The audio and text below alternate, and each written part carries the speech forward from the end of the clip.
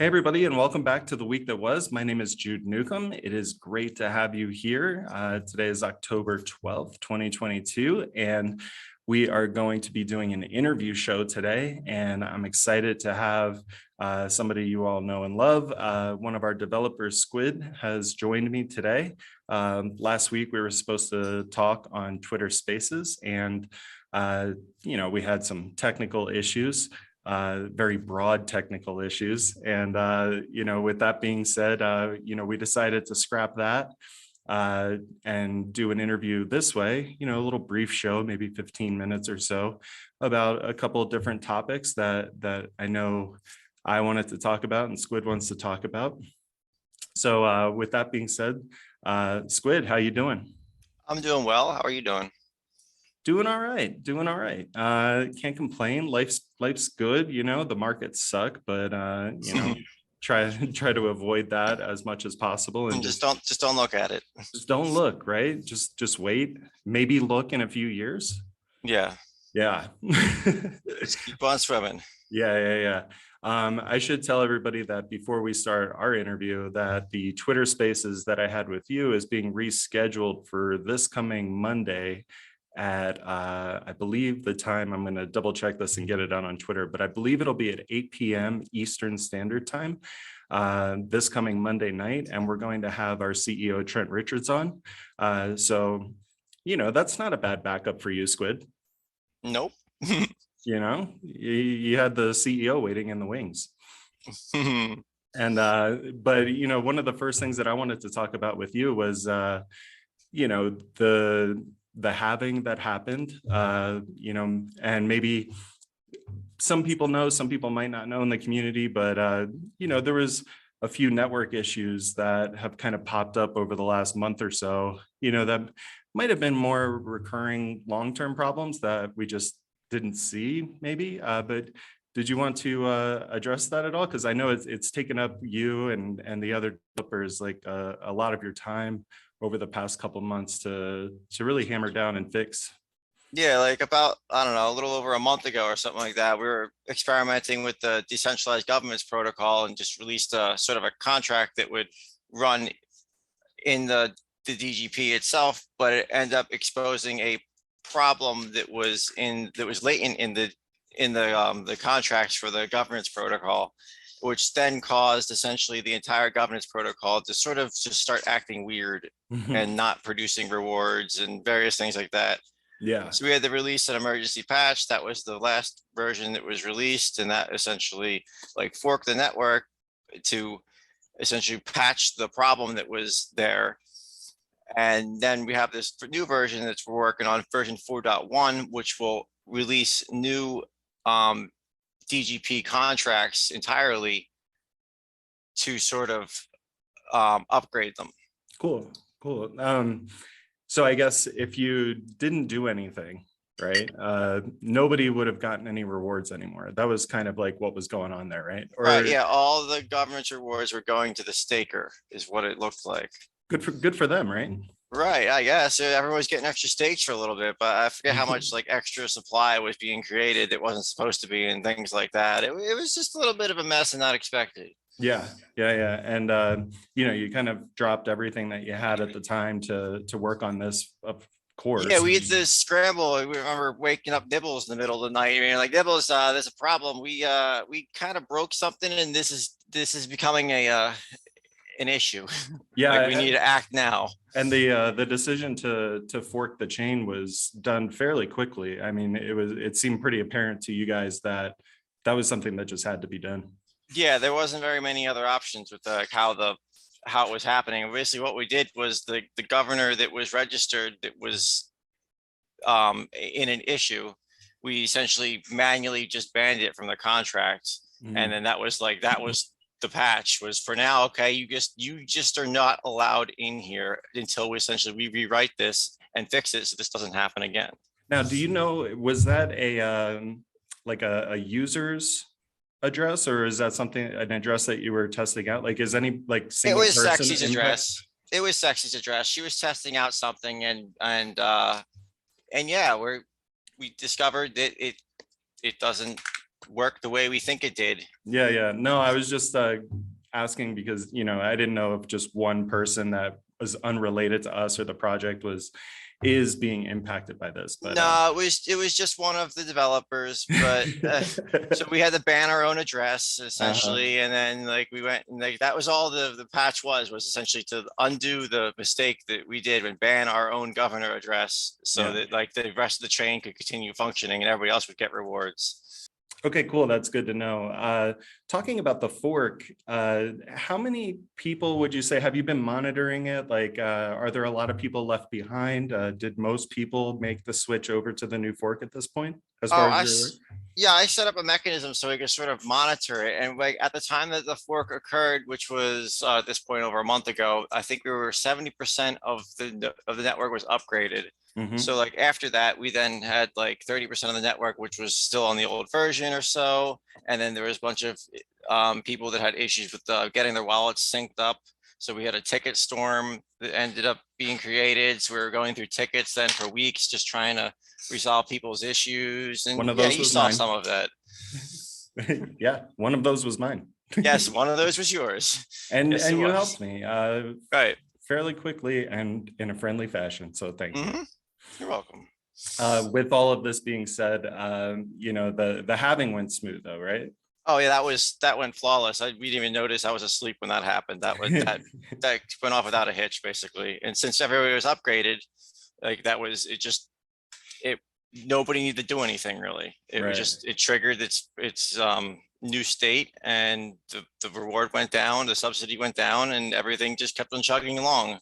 It was perfect. Yeah, it really was. I like you, I didn't even notice it really until I saw, I did some tweets about it, but until I really saw a governor reward come in that was half. Right. Yeah. And then you're like, oh, this is lower. Right. Yeah. This is half of what it used to be. No wonder they call it a halving. Yeah.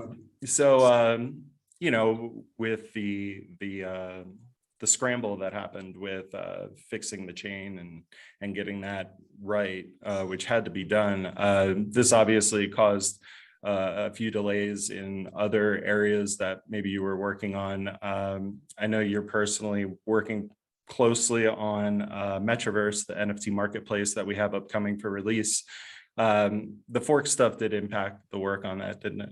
Yeah. I was in the middle of like basically finishing that up, and then I haven't really touched it for the past month because I've been debugging blockchain stuff. I mean, I have like over 100 commits in this PR for this version 4.1 ready to roll. We're doing the last tests of it this week, and then it should be ready. Cool. So you think the 4.1 is something this month, right? Or in the next couple of weeks or so? Not to pin you down on a timeline. Yeah, this definitely this month, probably in the next couple of weeks. Like we're trying to get this out there as soon as possible, because like now, since that governor that is has a problem, it can never be unregistered is the issue, is one of the issues. So now it's been 30 days since it was registered. So now it's trying to unregister it, and it's failing to do that every time. So no governors can currently unregister automatically. They have to be manually done. Yeah, they have to manually be called in order to unregister them. So that's another problem. Yeah. We have to get 4.1 out to solve that problem as well. But like we can keep on going a little bit for this, but it's not something that's sustainable. Yeah, I think the important thing though is that you're able to tell me in this interview that there are problems. I think one of the more difficult things is obviously not knowing that something is an issue until it becomes an issue. If you're aware of something, to have the self-awareness that there is an issue and to be able to work on it and fix it, right. What more could you really ask for? I mean, problems are going to arise over time, and it's just becoming aware of what those problems are. So right. If 4.1 is going to fix this issue and you have a head on it, and it's going to be handled, then I'm sure the community is grateful for the 4.1 update that's going to come. And we've tested on RegTest numerous times, right? Dozens of times I've spun up RegTest, which is like testnet, but essentially